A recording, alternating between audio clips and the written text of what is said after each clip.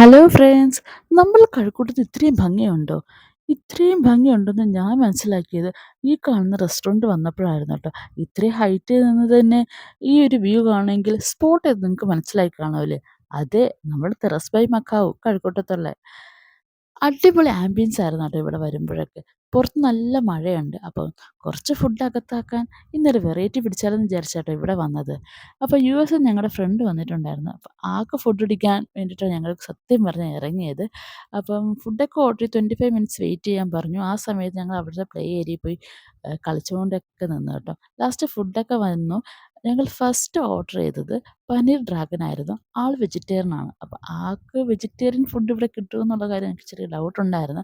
എന്നാലും ഉള്ളതിൽ വെറൈറ്റി എല്ലാ ഐറ്റംസ് ഞങ്ങൾ ഓർഡർ ചെയ്തു കേട്ടോ. പനീർ ഡ്രാഗൺ. പനീർ എനിക്ക് ഒട്ടും ഇഷ്ടമില്ലാത്ത ഒരാളാണ് കേട്ടോ.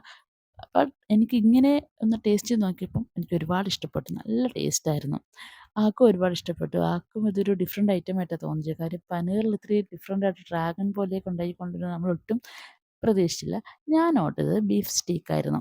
ബീഫ് സ്റ്റീക്കിൽ ഞാൻ ചിക്കൻ സ്റ്റീക്കാണ് ചോദിച്ചത്. ബീഫ് സ്റ്റീക്കിൽ ഒരു പ്രശ്നമെന്ന് വെച്ചാൽ ഈ ബീഫ് കുറച്ച് ഹാർഡായിരുന്നു കേട്ടോ.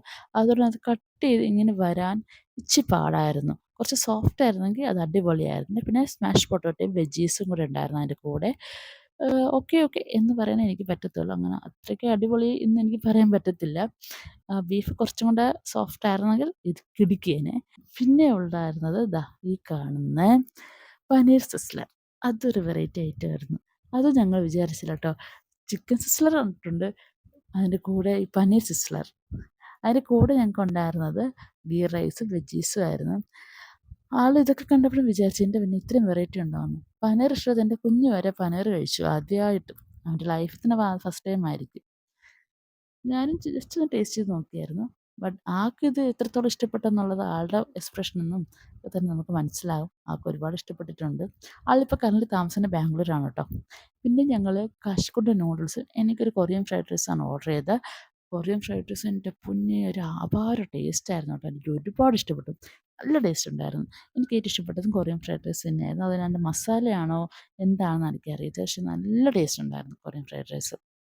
ഞാനത് ആസ്വദിച്ച് മുഴുവനും കഴിച്ചിട്ടാണ് പോയത്. പിന്നെ സിസ്ലർ എങ്ങനെയുണ്ടെന്നുള്ളത് ചേച്ചി തന്നെ പറയും.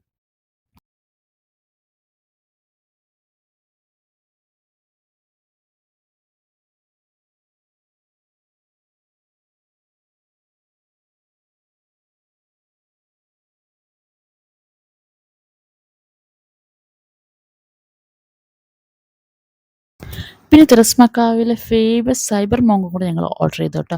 വാട്ടർമെലൺ മോങ്കാണ്. അതിൽ പൈനാപ്പിളും ആപ്പിളും മിൽക്കൊക്കെ ചേർന്നൊരു അടിപൊളി ഐറ്റം ആയിരുന്നു കേട്ടോ. വേറെ ലെവൽ സാധനമായിരുന്നു. നൈറ്റ് നല്ല ഫുഡ് കഴിക്കാൻ പറ്റിയ സന്തോഷം. ഞങ്ങൾ ഇനി വീട്ടിലോട്ട് പോവുകയാണ്. അപ്പോൾ ഇത്രയേ ഉള്ളൂ. Love you all. ബൈ.